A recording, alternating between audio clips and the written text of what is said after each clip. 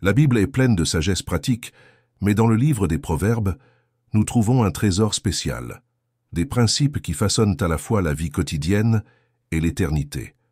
Le chapitre 22 n'échappe pas à la règle. Il traite de la richesse, de la discipline, du caractère, de la justice et de la crainte de l'Éternel. Mais au milieu de ces instructions, il existe une clé spirituelle que peu de gens perçoivent. Le fruit de l'humilité et de la crainte de l'Éternel, c'est la richesse, la gloire et la vie. Proverbe 22, 4. Voici le contraste. Le monde enseigne que la richesse vient de la ruse, la gloire du pouvoir et la vie de l'autosuffisance. Mais la parole révèle le contraire. Le vrai chemin vers la richesse, la gloire et la vie n'est ni l'orgueil ni la manipulation, mais l'humilité devant Dieu. La clé cachée dans Proverbe 22 est que la prospérité authentique est le fruit de la crainte de l'Éternel. Le choc est de réaliser que beaucoup cherchent des résultats sans la bonne racine. Ils désirent la moisson sans semer la crainte. Ils cherchent la gloire sans l'humilité. Et par conséquent, ils moissonnent la vanité, le vide et la mort. Mais Salomon nous montre qu'il existe une loi divine invisible. Dieu lui-même exalte les humbles et soutient ceux qui le craignent. C'est pourquoi, dans cette vidéo, nous allons plonger dans Proverbe 22 et percer cette clé spirituelle. Vous verrez que chaque verset pointe vers des choix de vie qui déterminent le destin. Nous allons apprendre pourquoi un bon nom vaut plus que de grandes richesses, comment la discipline façonne l'avenir et comment la crainte de l'Éternel est la racine de toute vraie gloire. Préparez-vous. Ce n'est pas seulement une lecture de sagesse pratique, c'est une confrontation spirituelle. Ce qui est caché dans Proverbe 22 défiera votre cœur et montrera que la vraie grandeur ne naît pas de la chair, mais de la révérence envers Dieu.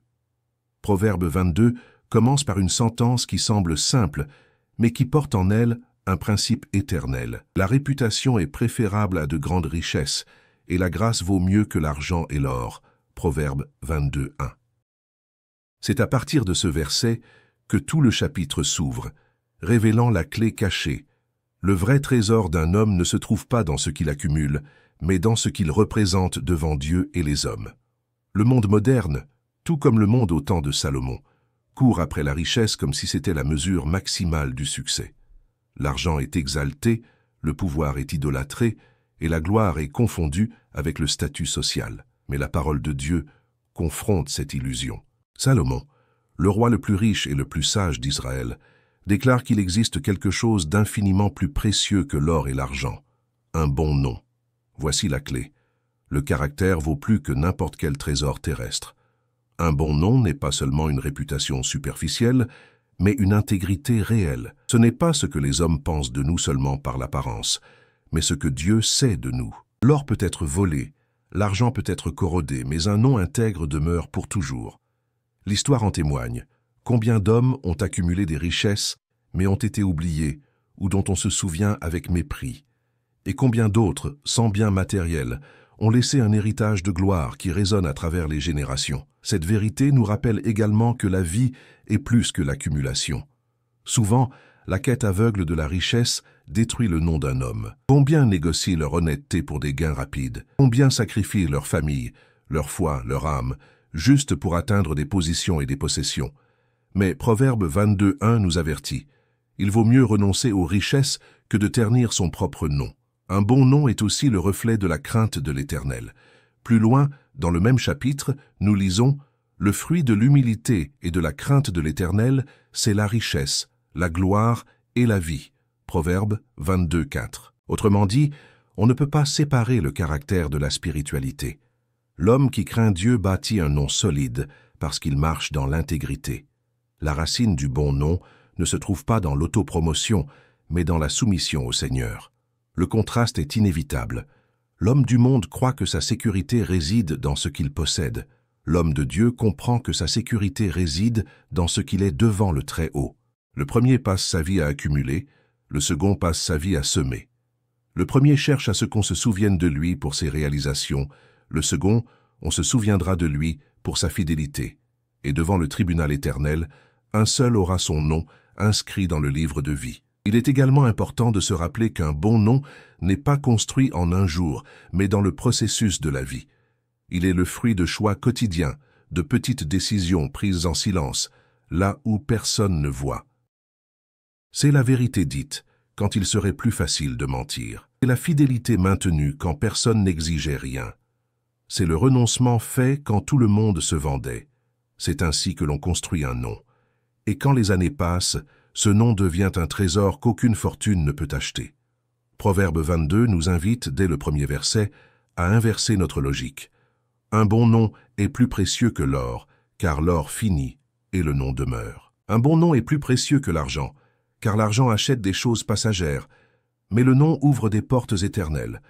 Et le bon nom ne naît pas de stratégies humaines, mais d'un cœur soumis à la crainte de l'Éternel. Celui qui comprend cette vérité découvre la clé cachée. La vie ne doit pas être vécue pour accumuler des richesses, mais pour bâtir le caractère. Le véritable héritage que nous laissons n'est pas des maisons, des terrains ou des pièces de monnaie, mais un nom intègre, marqué par la crainte de Dieu. Par conséquent, en ouvrant Proverbe 22, nous sommes confrontés dès le début. Qu'est-ce que nous construisons? Un trésor d'or qui se perd ou un nom qui résiste au temps et résonne dans l'éternité? Le chapitre entier ne peut être compris qu'à partir de cette clé initiale, avant de chercher la richesse, chercher le caractère. Avant de chercher la gloire humaine, chercher la crainte du Seigneur.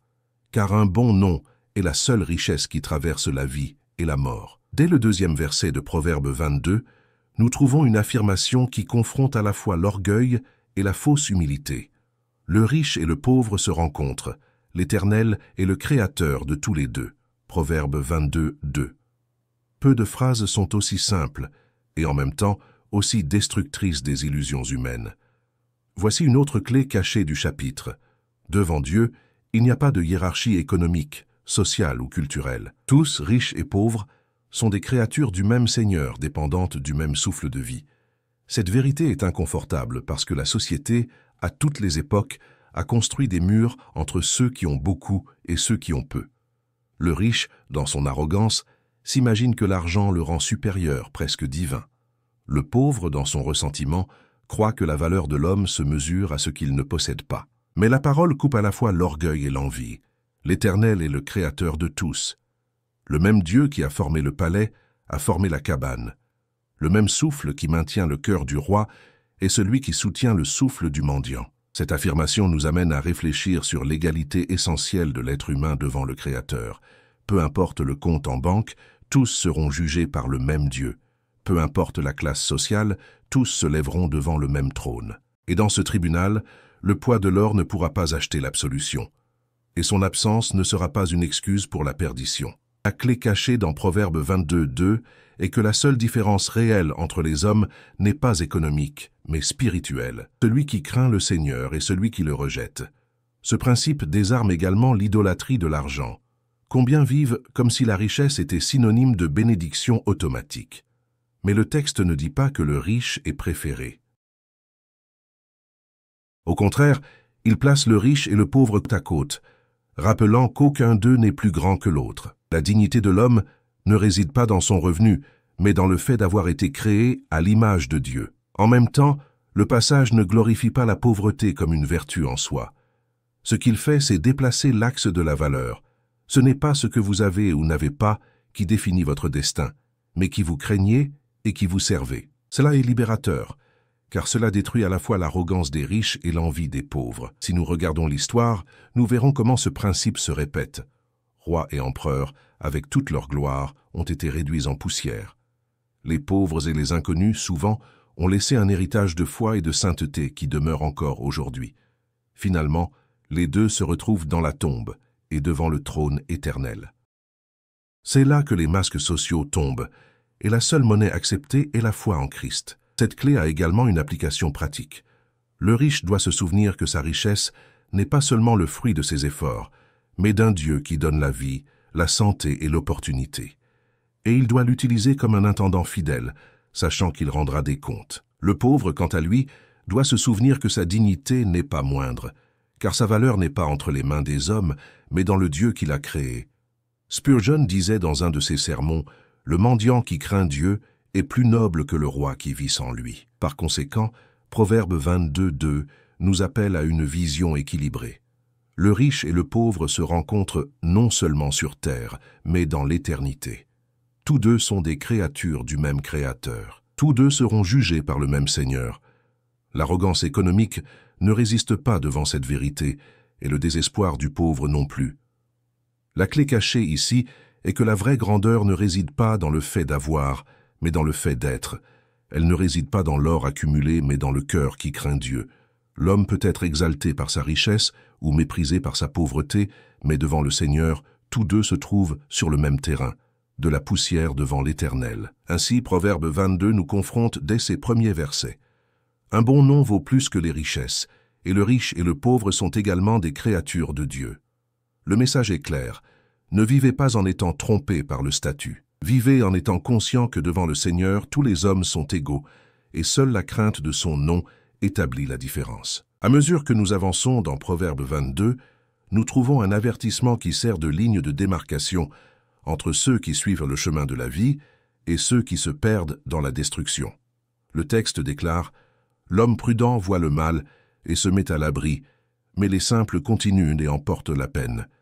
Le fruit de l'humilité et de la crainte de l'Éternel, c'est la richesse, la gloire et la vie. » Proverbe 22, 3, 4. Ici se révèle la clé centrale du chapitre.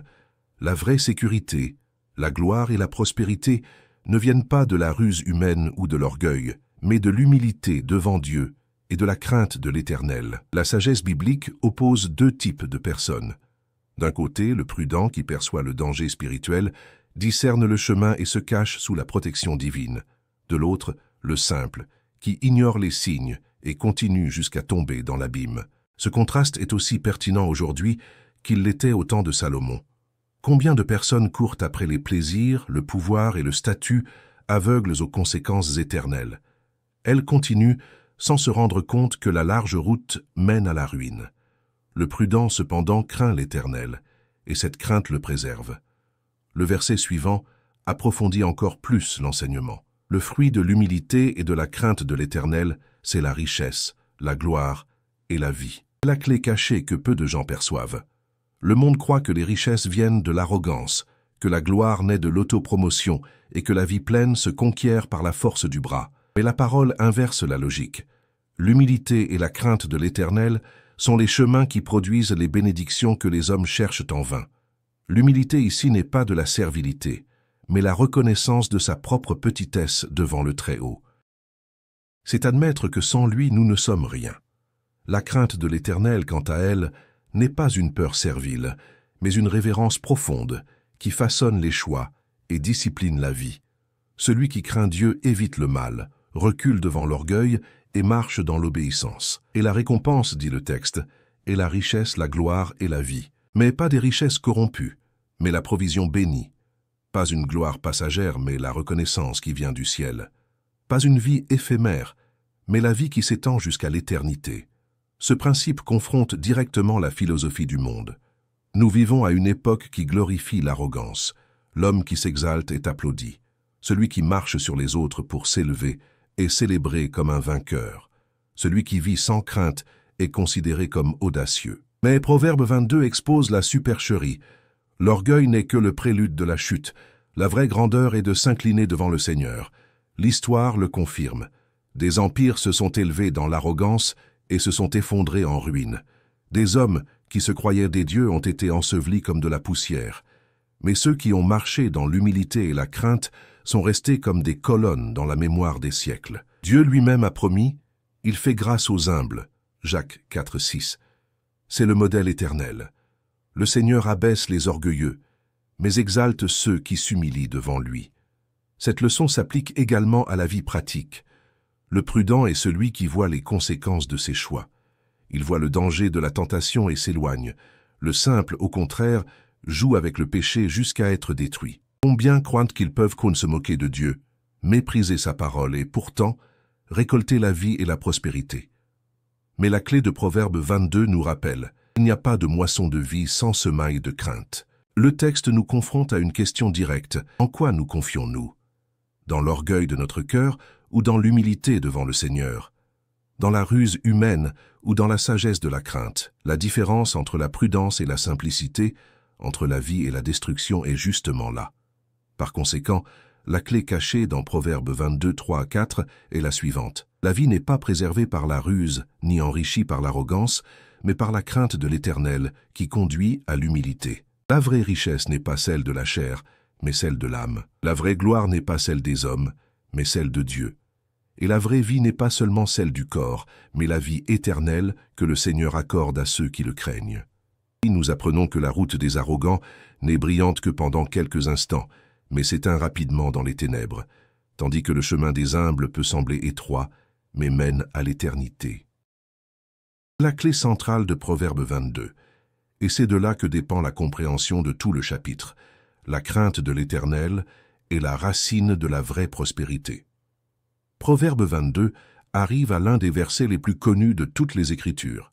« Instruis l'enfant selon la voie qu'il doit suivre, et quand il sera vieux, il ne s'en détournera pas. » Proverbe 22, 6. Beaucoup citent ce texte comme une promesse, mais peu comprennent la profondeur spirituelle qu'il porte. Voici l'une des clés cachées du chapitre. L'avenir est façonné par l'instruction reçue dans l'enfance, et le destin d'une génération est forgé dans la discipline du présent. Salomon nous rappelle que le cœur humain ne naît pas neutre. L'enfant ne vient pas au monde naturellement incliné vers la justice, mais vers la rébellion. Le péché est déjà ancré dans le cœur dès le plus jeune âge, et s'il n'y a pas de correction, l'erreur s'enracine et se transforme en style de vie. C'est pourquoi l'instruction et la discipline sont si cruciales. Instruire, ce n'est pas seulement transmettre des connaissances, mais façonner le cœur. Et le caractère, une fois formé, accompagne l'homme jusqu'à la vieillesse. Ce principe révèle l'immense responsabilité des pères, des mères et de toute la communauté de la foi. Beaucoup veulent que leurs enfants, par miracle, choisissent le bien à l'avenir, mais ne sont pas disposés à enseigner et à corriger au présent. Le proverbe démasque cette illusion. Le chemin de l'homme n'est pas déterminé par le hasard, mais par les semences lancées dans sa jeunesse. Celui qui n'instruit pas aujourd'hui pleure demain. Mais cette instruction n'est pas purement intellectuelle. Salomon ne parle pas seulement d'enseigner des règles, mais de guider par l'exemple. Instruire, c'est montrer avec sa vie, guider par la pratique, corriger avec amour, mais aussi avec fermeté. La génération qui n'apprend pas la discipline devient esclave de ses désirs. La génération qui est formée dans la crainte de l'Éternel grandit comme une colonne de la société. La clé cachée est que cet enseignement doit être cohérent. Il ne suffit pas d'instruire sporadiquement, mais de manière continue. L'enfant ne s'attache pas à des paroles prononcées une seule fois, mais à des modèles répétés tous les jours. C'est pourquoi le proverbe n'est pas seulement une promesse automatique, mais un avertissement. Instruis l'enfant implique une responsabilité active. S'il n'y a pas d'instruction, le résultat sera la déviation. Ce principe vaut non seulement pour les familles, mais aussi pour l'Église. La communauté chrétienne est appelée à former les enfants et les jeunes dans la crainte de l'Éternel, afin que le monde ne façonne pas leur cœur. L'avenir de la foi dépend de la fidélité d'une génération à transmettre les voies de Dieu à la suivante. Lorsque l'instruction est négligée, le vide est occupé par la culture du péché. La promesse intégrée au verset est puissante. Le chemin enseigné avec fermeté et amour devient si profond que, même lorsque la vieillesse arrivera, il ne sera pas oublié. Cela ne signifie pas qu'il n'y aura jamais de trébuchement, mais que le fondement restera. La parole semée tôt prend des racines qui résistent au temps. C'est aussi un avertissement à ceux qui croient qu'ils peuvent vivre de n'importe quelle manière et changer à la fin. Le texte montre que la vie suit la direction du chemin commencé tôt. C'est pourquoi le diable se bat tant pour les enfants et les jeunes. Il sait que s'il contrôle la formation, il tiendra entre ses mains le destin d'une génération. C'est pourquoi l'appel de Proverbe 22 est urgent. Instruire dans la crainte de l'Éternel dès le plus jeune âge. Ce verset confronte également les parents qui sous-traitent leurs responsabilités. L'école, le gouvernement, la technologie ou même l'Église ne peuvent pas remplacer l'instruction qui naît au foyer. La première chair d'un enfant est la table de la maison. Le premier prédicateur qu'il écoute, ce sont ses parents. Et la première Bible qu'il lit est le témoignage de sa famille. Le contraste est clair. Si l'instruction est négligée, la conséquence sera la déviation. Si elle est ferme et constante, la conséquence sera la fidélité. La clé spirituelle de Proverbe 22, 6. L'avenir n'est pas une question de chance, c'est une moisson. Ce qu'une génération plante dans le cœur de ses enfants, déterminera ce qu'elle récoltera à l'avenir. Par conséquent, l'enseignement de Proverbe 22:6 n'est pas seulement un conseil, mais un ordre. Instruis l'enfant. Enseigne-lui dès le plus jeune âge que la crainte de l'Éternel est le commencement de la sagesse. Montre-lui, non seulement par des mots, mais par ta vie, qu'un bon nom vaut plus que les richesses, que l'humilité précède la gloire, et que la croix du Christ est le seul chemin vers la vie éternelle. Si vous faites cela même quand il sera vieux, il ne s'en détournera pas. Proverbe 22 apporte l'un des avertissements les plus pertinents et les plus durs de l'Écriture. Le riche domine sur les pauvres, et celui qui emprunte est l'esclave de celui qui prête. Proverbe 22:7. Cette parole, écrite il y a des milliers d'années, résonne encore fortement dans notre génération, révélant une clé spirituelle que peu de gens perçoivent. La dette est une forme d'esclavage. Salomon expose ici un principe qui va au-delà de l'économie. Il révèle une réalité spirituelle. Celui qui emprunte se place sous un joug. Celui qui s'endette livre une partie de sa liberté. La dette n'est pas seulement un chiffre sur un contrat, mais un poids invisible qui enchaîne l'âme. La Bible ne condamne pas toutes les formes d'emprunt, mais elle dénonce la servitude qui naît de l'endettement insensé. Nous vivons à une époque où la dette a été normalisée. Banques, gouvernements et entreprises ont transformé le crédit en promesse de bonheur. Cartes et prêts offrent l'illusion que nous pouvons posséder maintenant et payer plus tard. Mais la vérité est que chaque signature sur un contrat de dette est une menotte spirituelle et pratique. Le monde célèbre la consommation, mais Proverbe 22 démasque le mensonge. Celui qui emprunte devient esclave. La clé cachée ici est que l'endettement révèle non seulement un déséquilibre financier, mais aussi un désordre spirituel. Souvent, les dettes sont le fruit de la hâte de satisfaire des désirs qui ne veulent pas attendre le temps de Dieu. C'est la recherche de statut, de plaisir ou de sécurité en dehors de la provision divine. Le cœur qui ne se confie pas en le Seigneur court après le crédit humain mais finit esclave. Salomon savait que la richesse peut dominer. Le riche, dit le texte, gouverne sur le pauvre. Cette domination n'est pas seulement politique, mais psychologique et spirituelle. Le débiteur perd son autonomie, perd son repos, perd la paix. Sa vie se met à tourner autour du poids qu'il porte. C'est pourquoi les Écritures, à divers endroits, associent la dette à la servitude et même à la malédiction. Le peuple d'Israël, dans Deutéronome 28, a été averti que l'obéissance apporterait la bénédiction et l'abondance, mais la désobéissance les ferait emprunter et servir des étrangers. La dette, dans ce contexte, était un signe d'oppression. Cependant, Proverbe 22 ne parle pas seulement de la dette financière. Il pointe également vers des réalités spirituelles. Celui qui vit prisonnier des désirs de la chair est toujours redevable du péché. Celui qui fait des accords avec le monde devient esclave du monde. La logique est la même. Toute dépendance qui n'est pas envers le Seigneur se transforme en captivité. Cette vérité confronte directement notre génération, qui vit sous la bannière de la liberté, mais est esclave des cartes de crédit, des prêts et des intérêts impayables. Le marketing moderne vend l'idée que le crédit est un pouvoir, mais la parole révèle que le crédit est une servitude. Le vrai pouvoir est de vivre libre, dépendant du Seigneur et non des créanciers. Il est intéressant de noter que juste après cet avertissement, le chapitre continue de parler des semailles et de la moisson. Celui qui sème l'injustice moissonnera le mal. Proverbe 22:8. Comme pour dire, la dette naît souvent d'une semaille erronée, et tôt ou tard les fruits amers apparaissent. Celui qui sème l'irresponsabilité financière récolte la captivité. Le contraste est clair. Le monde nous appelle à vivre dans la hâte, à acheter ce que nous ne pouvons pas pour impressionner ceux qui n'ont pas d'importance. Mais la sagesse des proverbes nous appelle à vivre dans la patience, à attendre le temps de Dieu et à garder notre cœur de l'esclavage. La dette n'est pas seulement un problème de portefeuille, c'est un problème d'âme. C'est pourquoi la clé cachée dans Proverbe 22:7 est un appel à la vigilance. Le croyant doit vivre comme un intendant fidèle, non comme un esclave de la chair ou du système. Le vrai serviteur du Christ ne peut pas être l'esclave du créancier.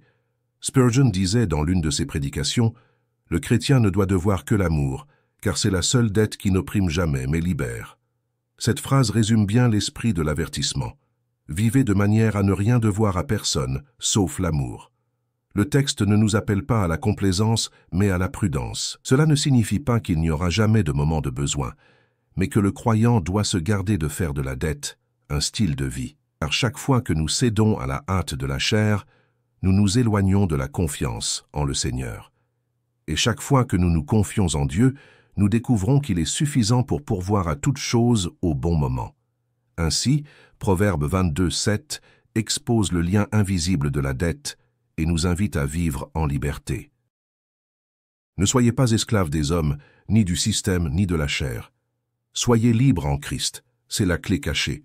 Mieux vaut avoir peu avec liberté que beaucoup avec des chaînes. Proverbe 22 continue de révéler des secrets spirituels en parlant de la justice sociale et de la manière dont nous traitons les nécessiteux. Le texte déclare « Celui qui sème l'injustice moissonnera le mal, et la verge de son arrogance sera brisée. Celui qui a le regard bienveillant sera béni, parce qu'il donne de son pain aux pauvres. » Proverbe 22, 8, 9. Voici une autre clé cachée. Dieu se lève pour défendre les pauvres et promet un jugement sévère contre ceux qui les oppriment. Salomon montre que la vie n'est pas neutre. Chaque attitude est une semence. Celui qui sème l'injustice, exploitant les faibles, prenant avantage sur les nécessiteux, moissonnera tôt ou tard le fruit amer du mal. L'oppression peut sembler efficace pendant un temps, mais le jugement de Dieu est inévitable. La verge de l'arrogance se brise toujours. Nous vivons dans un monde où l'injustice est masquée en progrès. Les entreprises exploitent, les gouvernements se corrompent, les gens s'enrichissent au détriment de la misère des autres. Mais Proverbe 22 dénonce le mensonge. La moisson de l'injustice n'est jamais la victoire, mais la malédiction. Dieu n'ignore pas le cri des opprimés. De la Genèse à l'Apocalypse, il se révèle comme le défenseur des faibles, le père des orphelins, le juge des veuves. Le contraste apparaît dans le verset suivant. Celui qui a le regard bienveillant sera béni, parce qu'il donne de son pain aux pauvres. Autrement dit, tandis que les injustes sèment le malheur, les généreux récoltent la bénédiction. Le texte ne parle pas de celui qui donne de ses restes, mais de celui qui partage son propre pain. C'est le sacrifice du cœur qui craint Dieu. C'est l'homme au regard bienveillant, celui qui voit le besoin du prochain et ne ferme pas son cœur. La clé spirituelle est claire. La manière dont nous traitons les pauvres révèle le type de semence que nous plantons devant Dieu. Celui qui opprime sème la malédiction. Celui qui partage sème la bénédiction. Il n'y a pas de neutralité. Chaque choix face aux nécessiteux est une semaille qui aura une moisson. Cet avertissement sert également de mise en garde contre l'arrogance. Le texte dit « La verge de son arrogance sera brisée ». Les oppresseurs se confient en leur force, en leur richesse, en leurs armes, en leur stratégie, mais tôt ou tard, ils découvrent que tout est fragile devant le jugement divin. L'histoire est remplie d'exemples. Des empires qui ont exploité des peuples ont été réduits en poussière. Des hommes qui ont bâti des fortunes sur la misère d'autrui ont fini en ruine. D'un autre côté, la promesse pour le généreux est certaine. Il sera béni. Cette bénédiction n'est pas seulement matérielle, mais spirituelle. C'est la joie de participer au cœur de Dieu. C'est le privilège d'être un instrument de justice dans un monde d'oppression. Le généreux ne s'appauvrit jamais. Il ouvre la porte à la bénédiction de Dieu. Le cœur avare accumule et perd. Le cœur généreux partage et est enrichi. Ce principe confronte directement notre génération, marquée par l'égoïsme et l'indifférence. Il n'y a jamais eu autant d'abondance de ressources, mais aussi jamais autant de gens vivant dans la misère. Le monde célèbre l'ostentation tout en fermant les yeux sur la faim. Mais Proverbe 22 révèle que Dieu ne se laisse pas tromper. Il pèse chaque attitude face aux pauvres. Cette vérité doit réveiller l'Église. Nous sommes appelés à être l'expression de la générosité divine, à partager avec ceux qui n'ont rien, à soutenir les faibles, à relever ceux qui sont tombés, non pas parce que cela nous apportera du prestige, mais parce que cela reflète le cœur du Christ, qui s'est fait pauvre pour nous enrichir de sa grâce. Par conséquent, la clé cachée dans Proverbe 22, 8, 9 est la suivante. La vie devant les pauvres est une semaille devant Dieu. Celui qui sème l'injustice moissonnera la malédiction. Celui qui partage le pain moissonnera la bénédiction. Le Seigneur lui-même garantit que la verge de l'arrogance sera brisée, mais la main généreuse sera fortifiée. Ainsi le chapitre nous amène à regarder au-delà des apparences. Le puissant sans crainte est destiné à la ruine, mais l'humble qui partage est exalté par le Seigneur. C'est la justice divine, Dieu défend les pauvres et juge les oppresseurs, et la moisson de chacun sera exactement ce qu'il a semé. Proverbe 22 se termine par une collection de conseils qui, à première vue, semblent être de simples recommandations de prudence, mais qui portent une clé spirituelle puissante.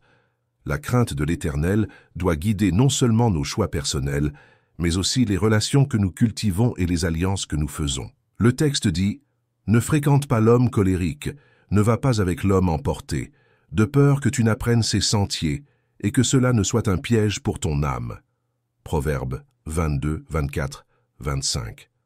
Ce conseil révèle un principe profond. Le caractère des personnes que nous fréquentons façonne notre propre caractère. Celui qui s'associe aux colériques apprendra leur colère. Celui qui marche avec les violents héritera de leur voix. Celui qui s'entoure d'insensés deviendra comme eux. La sagesse biblique nous montre que les amitiés et les alliances ne sont pas neutres.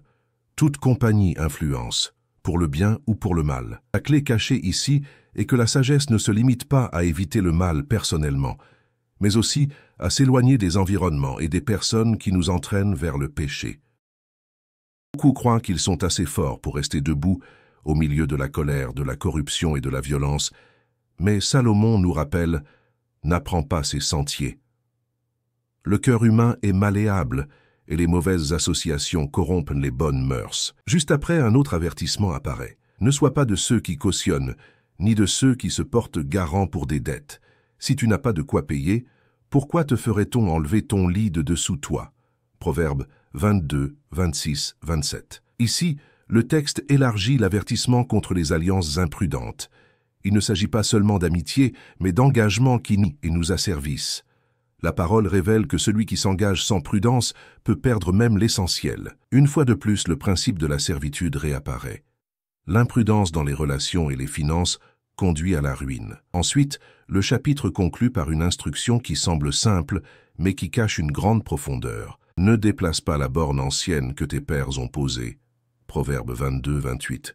Ce verset parle de limites, de fondements établis, de traditions justes qui ne doivent pas être méprisées. Dans le contexte, il faisait référence aux limites des terres, mais spirituellement, il pointe vers les limites de la sagesse et de la vérité de Dieu. Le monde moderne se moque des bornes anciennes et appelle le mépris de la tradition biblique un progrès. Mais Proverbe 22 nous rappelle que déplacer les limites établies par Dieu, c'est marcher vers la destruction. La clé cachée dans ces derniers versets est claire. La vie dans la crainte de l'Éternel n'est pas seulement éviter le mal évident, mais aussi garder son cœur contre les mauvaises influences, les alliances dangereuses et le mépris de la vérité éternelle. Il ne s'agit pas seulement de richesse et de pauvreté, de discipline ou de générosité, mais de vivre dans une vigilance constante quant à qui nous suivons, qui nous écoutons et avec qui nous marchons. Enfin, le chapitre se termine par une promesse. « As-tu vu un homme diligent dans son travail? Il se tiendra devant les rois, il ne se tiendra pas devant les gens de basse condition. » Proverbe 22, 29. Ici, l'Esprit de Dieu montre que la fidélité et la diligence élèvent l'homme. Le chemin de l'humilité, de la crainte, de la discipline et de la prudence mène à la vraie gloire. Celui qui craint l'Éternel n'a pas besoin de chercher désespérément la reconnaissance, car Dieu lui-même le placera devant les rois. C'est la synthèse de Proverbe 22. Ce n'est pas l'orgueil, ni la hâte, ni l'injustice, ni les mauvaises alliances qui définissent le destin d'un homme, mais la crainte de l'Éternel, qui façonne le caractère, conduit à la prudence, préserve la vie et ouvre des portes que personne ne peut fermer. Le riche et le pauvre se rencontrent. Le bon nom vaut plus que les richesses. L'avenir est forgé dans la discipline. La dette asservit. L'injustice apporte la malédiction. La générosité engendre la bénédiction. Et en fin de compte, c'est la crainte de l'Éternel qui décide qui sera honoré et qui sera abaissé. Par conséquent, la clé cachée dans Proverbe 22 est la suivante. La vraie vie ne réside pas dans l'accumulation, mais dans la crainte. Elle ne réside pas dans les alliances humaines, mais dans la fidélité à Dieu. Elle ne réside pas dans le déplacement des bornes, mais dans le fait de rester dans les limites que le Seigneur a établies. C'est la sagesse qui conduit à la gloire, à la vraie richesse et à la vie éternelle. Mon frère, ma sœur, vous venez d'entendre la clé cachée dans Proverbe 22. Le Seigneur nous a montré que le vrai trésor n'est ni l'or ni l'argent, mais un bon nom. Que le riche et le pauvre se rencontrent, car tous deux sont des créatures du même Dieu. Que l'orgueil mène à la ruine, mais que l'humilité et la crainte de l'Éternel apportent la richesse, la gloire et la vie. Nous avons également vu que l'avenir est forgé par la discipline, que la dette est une forme de servitude, que l'injustice envers les pauvres apporte la malédiction, mais que la générosité ouvre les portes de la bénédiction. Et nous avons appris que les mauvaises associations corrompent, mais que la crainte de l'Éternel nous garde et nous conduit à la vraie gloire. C'est la clé. Vivre dans l'humilité, la crainte et la générosité, en gardant son cœur des pièges de la chair et en restant dans les limites établies par Dieu. Charles Spurgeon a dit « Mieux vaut avoir peu avec la crainte de l'Éternel qu'une abondance avec le poids de la malédiction. » Maintenant, c'est à votre tour. Écrivez dans les commentaires quelle clé de Proverbe 22 a le plus confronté votre vie. Partagez ce message avec quelqu'un qui a besoin d'être libéré de l'illusion de la richesse ou de l'esclavage de la dette. Abonnez-vous à la chaîne L'École du Prince. Activez la cloche et marchez avec nous à la recherche de la sagesse qui vient de la parole. Ne courez pas après une gloire passagère. Craignez le Seigneur et il ouvrira lui-même le chemin de la richesse, de la gloire et de la vie.